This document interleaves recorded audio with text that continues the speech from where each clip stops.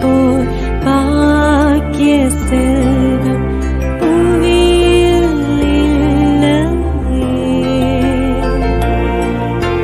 புவி நிரம்ப பொன் தந்தாலும் இப்பளிக்கு ஈடில்லையே.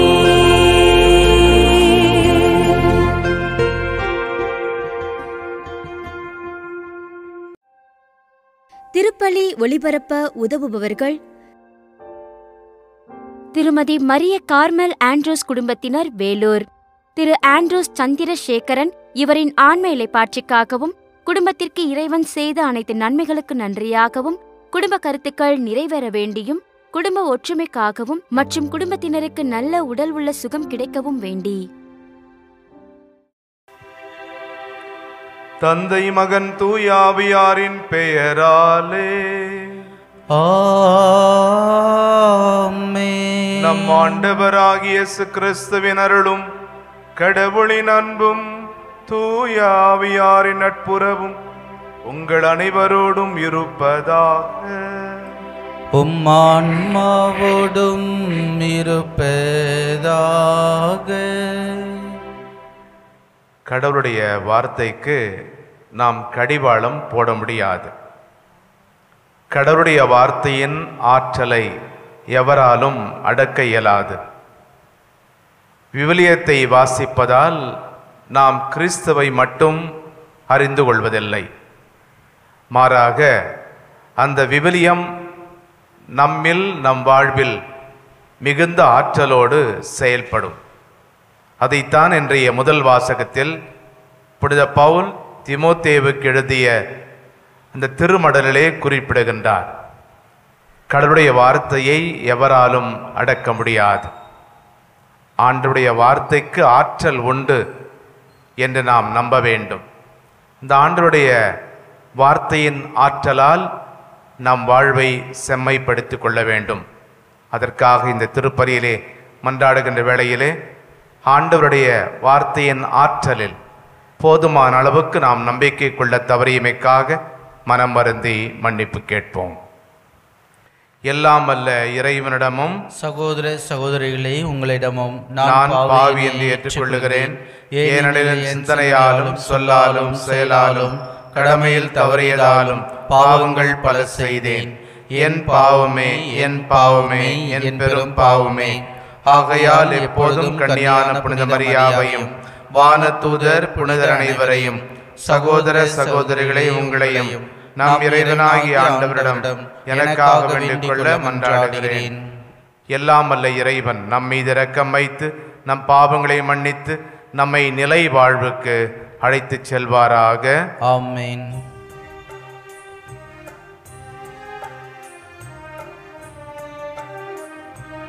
ஆண்டவரே இரக்கமாயிரும்.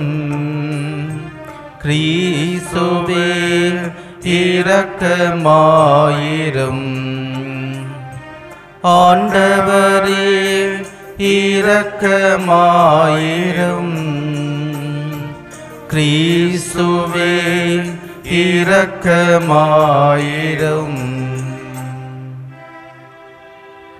மன்றாடுவோமாக. இறைவா, உமது பராமரிப்பின் திட்டம் ஒருபோதும் தவறுவதில்லை. அதனால் தீயவை அனைத்தையும் எங்களிடமிருந்து அகற்றி எமக்கு பயனளிக்கும் அனைத்தையும் கனிவுடன் தந்தருள்வீராக. உம்மோடு தூய ஆவியாரின் ஒன்றிப்பில் ஒரு இறைவனா என்றென்றும் வாழ்ந்து ஆட்சி செய்கின்ற எங்கள் ஆண்டவரும் உம் திருமகனுமாகிய கிறிஸ்து வழியாக உம்மை மன்றாடுகிறோம். ஆமென். திருத்தூதர் பவுல் தீமோத்தேயுவுக்கு எழுதிய 2ஆம் திருமுகத்திலிருந்து வாசகம். அதிகாரம் 2, இறை வார்த்தைகள் 8 முதல் 15 முடிய. அன்பிற்குரியவரே, தாவீதின் மரபில் வந்த இயேசு கிறிஸ்து இறந்து உயிர் பெற்று எழுந்தார் என்பதே என் நற்செய்தி. இதனை நினைவில் கொள். இந்நற்செய்திக்காகவே நான் குற்றம் செய்தவனைப் போல சிறையடிக்கப்பட்டு துன்புறுகிறேன். ஆனால் கடவுளின் வார்த்தையை சிறைப்படுத்த முடியாது. தேர்ந்து கொள்ளப்பட்டவர்களை மீட்பையும் அதனோடு இணைந்த என்றுமுள்ள மாட்சியையும் கிறிஸ்து இயேசு வழியாக அடையுமாறு அனைத்தையும் பொறுத்து கொள்கிறேன். பின்வரும் கூற்று நம்ப தகுந்தது. நாம் அவரோடு இறந்தால் அவரோடு வாழ்வோம், அவரோடு நிலைத்திருந்தால் அவரோடு ஆட்சி செய்வோம். நாம் அவரை மறுதலித்தால் அவர் நம்மை மறுதலிப்பார். நாம் நம்பத்தகாதவரேனினும் அவர் நம்ப தகுந்தவர், ஏனெனில் தம்மையே மறுதலிக்க அவரால் இயலாது. இவற்றை நீ அவர்களுக்கு நினைவுறுத்து. வெறும் சொற்களை பற்றி சண்டையிடுவது பயனற்றது, அது கேட்போரின் அழிவுக்கு ஏதுவாகும் என கடவுள் முன்னிலையில் சான்று பகிர்ந்திடு. நீ கடவுள் முன் ஏற்புடையவனாக நிற்க முழு முயற்சி செய். உண்மையின் வார்த்தையை நேர்மையாக பகுத்து கூறும். பணியாளாகிய நீ வெட்கமுற வேண்டியதில்லை. ஆண்டவரின் அருள்வாக்கு. இறைவனுக்கு நன்றி. பதுலரை பாடல் பல்லவி. உம் பாதைகளை ஆண்டவரே நான் அறிய செய்தருளும். உம் பாதைகளை ஆண்டவரே நான் அறிய செய்தருளும். ஆண்டவரே உம் பாதைகளை நான் அறிய செய்தருளும். உம் வழிகளை எனக்கு கற்பித்தருளும். உமது உண்மை நெறியில் என்னை நடத்தி எனக்கு கற்பித்தருளும். ஏனெனில் நீரே எம் மீட்பராம் கடவுள். பல்லவி. உம் பாதைகளை ஆண்டவரே நான் அறிய செய்தருளும். ஆண்டவர் நல்லவர், நேர்மையுள்ளவர். ஆகையால் அவர் பாவிகளுக்கு நல்வழி கற்பிக்கின்றார். எளியோரை நேரிய வழியில் அவர் நடத்துகின்றார். எளியோருக்கு தமது வழியை கற்பிக்கின்றார். பல்லவி. உம் பாதைகளை ஆண்டவரே நான் அறிய செய்தருளும்.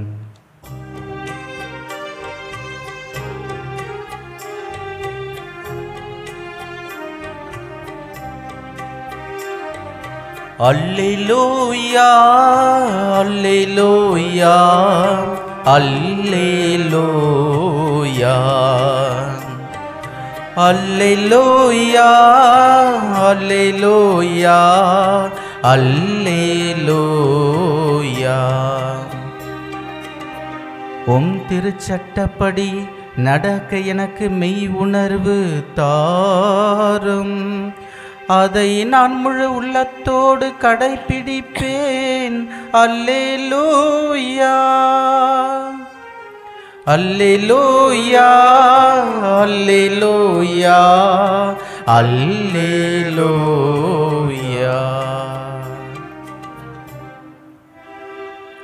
ஆண்டவருங்களோடு இருப்பாராக. உம் ஆன்மாவோடும் இருப்பாராக. மார்க்கு எழுதிய நற்செய்தியிலிருந்து வாசகம். ஆண்டவரே மாட்சி உமக்கே. இயல் 12 வசனங்கள் 28 முதல் 34 வரை.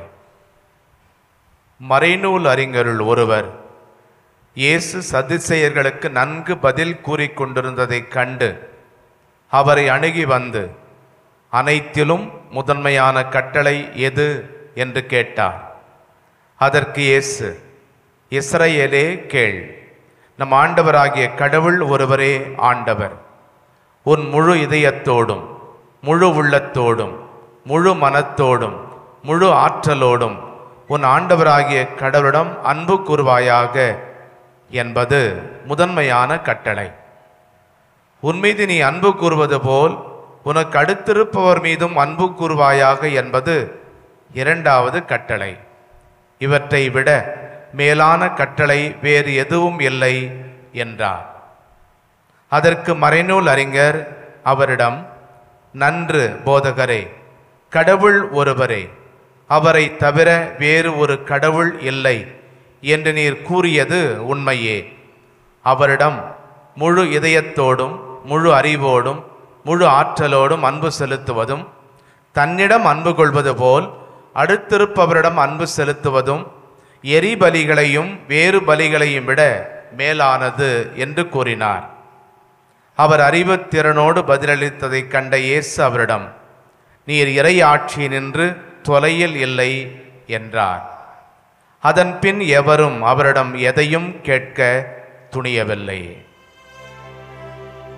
ஆண்டவரின் அருள்வாக்கு. கிறிஸ்துவே உமக்கு புகழ்.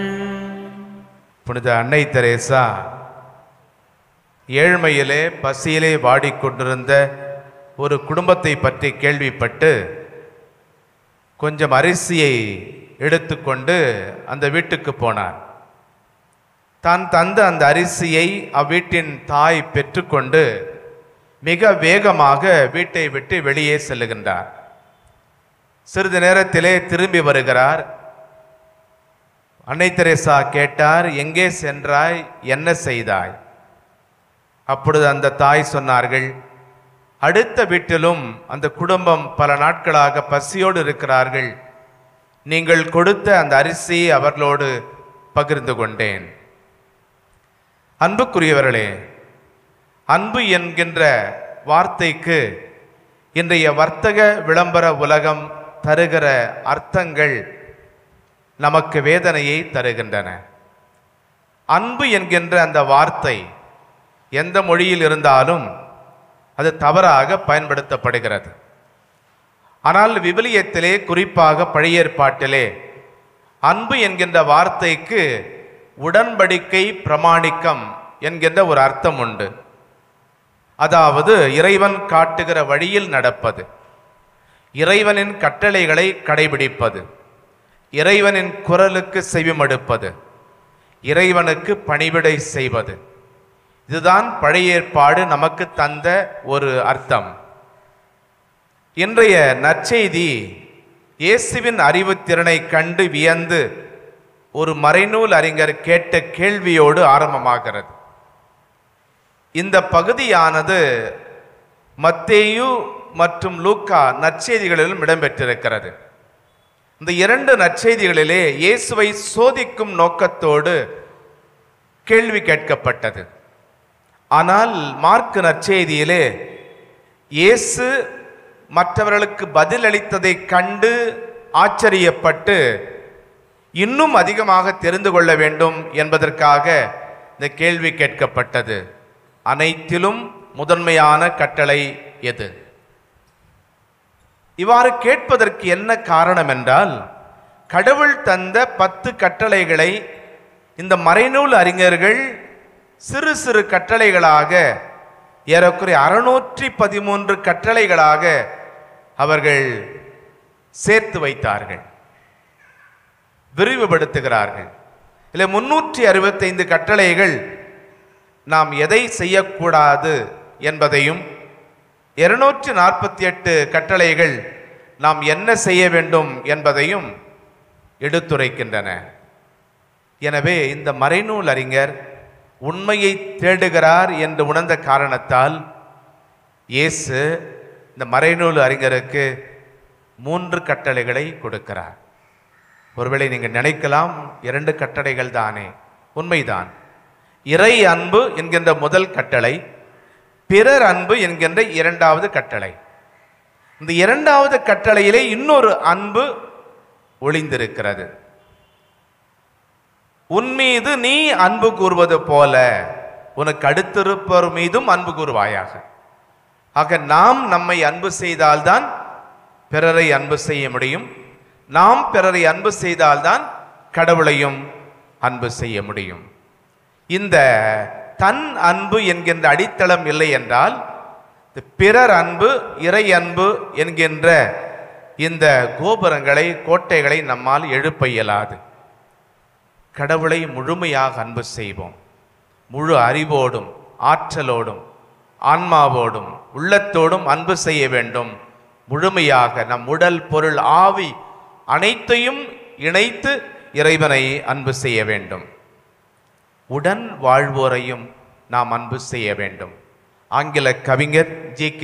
செஸ்டர்டன் என்பவர் சொல்வார், 2 பேரை அன்பு செய்ய வேண்டும் என விவிலியம் நமக்கு சொல்லுகிறது. ஒன்று நமக்கு அடுத்திருப்பவரை, இன்னொன்று நம் பகைவரை.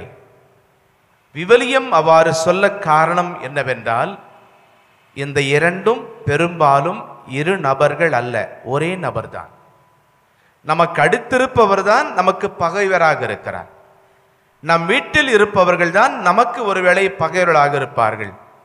எனவே நம்மை அன்பு செய்வது போல நாமே நம்மை வெறுப்பதில்லை.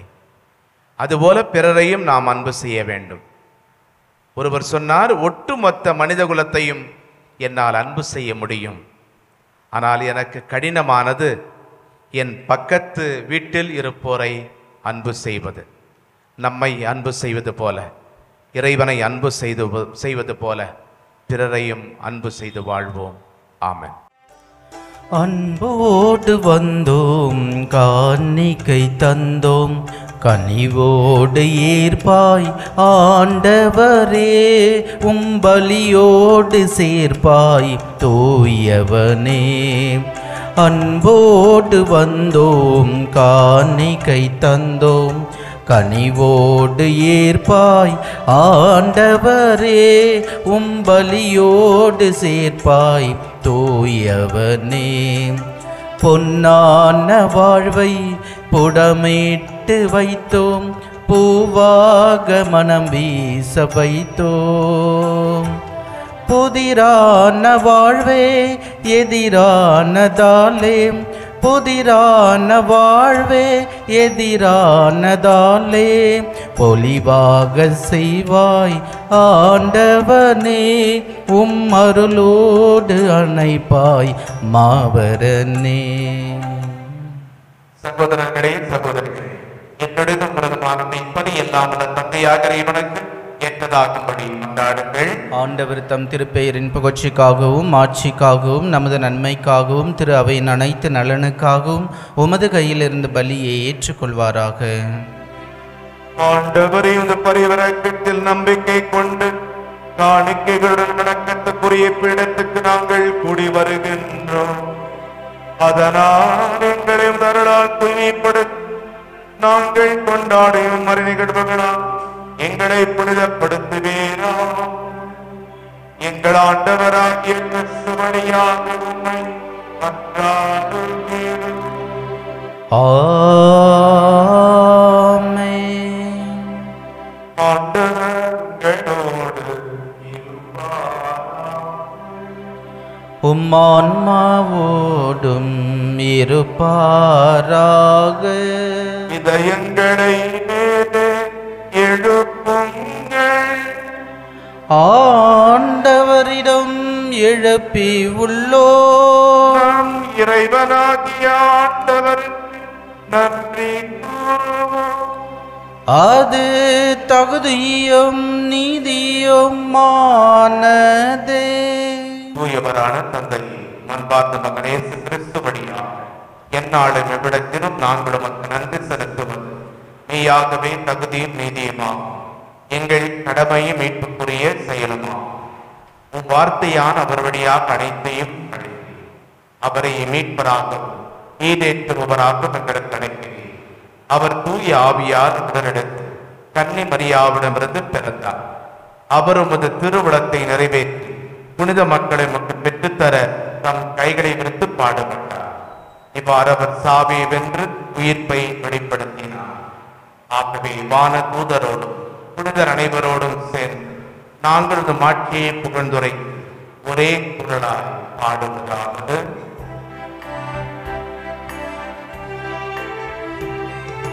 தூயவர் தூயவர் தூயவர், வான்படைகளின் கடவுளமாண்டவர். விண்ணகமும் மன்னகமும் உமது மாட்சியால் நிறைந்துள்ளன. உன்னதங்களிலே ஓசன்னா, உன்னதங்களிலே ஓசன்னா. ஆண்டவர் பெயரால் வருகிறவர் ஆசி பெற்றவர். உன்னதங்களிலே ஓசன்னா, உன்னதங்களிலே ஓசன்னா. ஆண்டவரே, மெய்யாகவே தூயவர், தூய்மை அனைத்துக்கும் ஆகவே ஆவி காணிக்கு விடை தூய்மைப்படுத்த வேண்டும். இவ்வாறு எங்கள் ஆண்டவர் இயேசு கிறிஸ்துவின் உடலும் இரத்தமுமாக எங்களுக்கு இவை மாறுவனவாக. அவர் பாடுபட உடல் கணிந்து தம்மை கையளித்த அப்பத்தை எடுத்து நன்கு செலுத்தி அதை நம் சீடர்களுக்கு அளித்து இயேசு கூறியதார், அனைவரும் இதிலிருந்து பெற்று உண்ணுங்கள், ஏனெனில் இது உங்களுக்காக கையளிக்கப்படும் என் உடல்.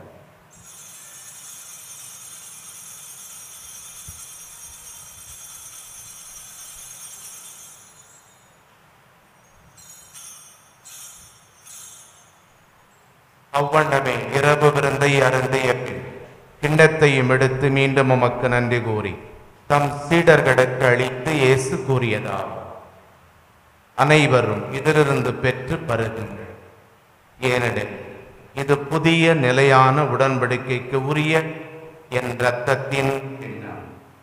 இது பாவ மன்னிப்புக்கென்று உங்களுக்காகவும் பலருக்காகவும் சிந்தப்படும். இதை என் நினைவாக செய்யுங்கள்.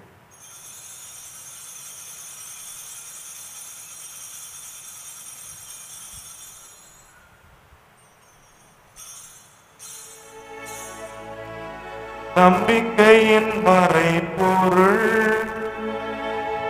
ஆண்டவரே, நீர் வருமளமும் உமது இறப்பினை அறிக்கையிடுகின்றோ,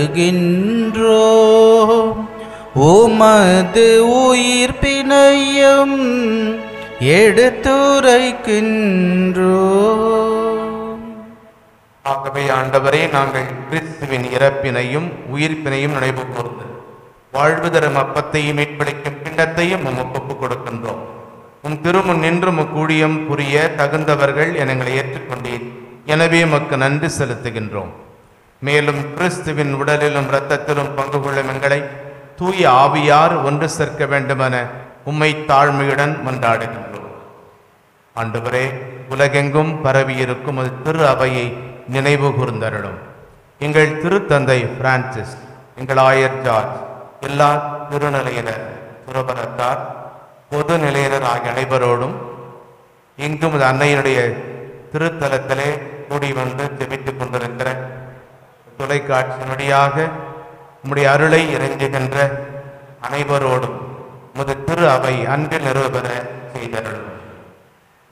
மேலும் உயிர்த்தொடும் எதிர்நோக்குடன் துயில் கொள்ளும் எங்கள் சகோதரர் சகோதரிகளையும் இறந்தோர் அனைவரையும் இரக்கத்துடன் நினைவு கூர்ந்து உமது திருமுக ஒளியினுள் ஏற்றருளும். எங்கள் அனைவர் மீதும் இரக்கமாயிரும்.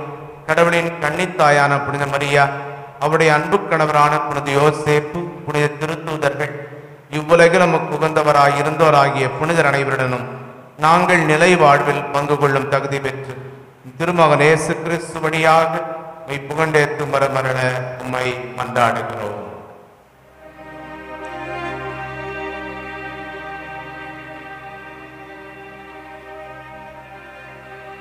இவர் வழியாக இவரோடு இவரில் எல்லாம் வல்ல இறைவனாகிய தந்தையே, தூயாவியாரின் ஒன்றிப்பில் எல்லா புகழும் மாட்சியும் என்றென்றும் உமக்கே.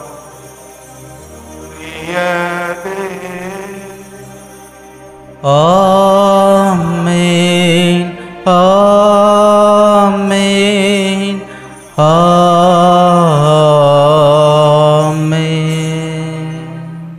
இறைமகன் நேசம் கற்றுத் தந்தது போல நம் தேவைகளுக்காக நம்பிக்கையுடன் மன்றாடும். விண்ணுலகில் இருக்கிற எங்கள் தந்தையே, உமது பெயர் தூயதென போற்ற பெருக, உமது ஆட்சி வருக, உமது திருவுளம் விண்ணுலகில் நிறைவேறுவது போல மண்ணுலகிலும் நிறைவேறுக.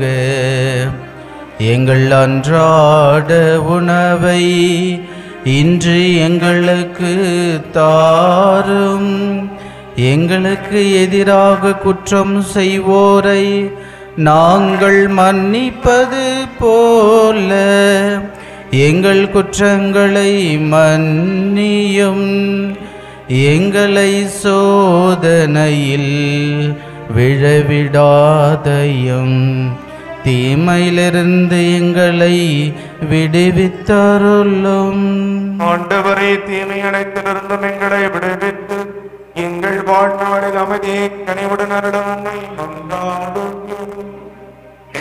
உமது இரக்கத்தின் உதவியால் நாங்கள் பாவத்திலிருந்து எப்போதும் விடுதலை பெற்று யாதொரு கலக்கமும் இன்றி நலமாயிருப்போமா. நாங்கள் எதிர்நோக்கியிருக்கும் பேரின்பத்துக்காகவும் எம் மீட்பராகிய இயேசு கிறிஸ்துவின் வருகைக்காகவும் காத்திருக்கின்றோம்.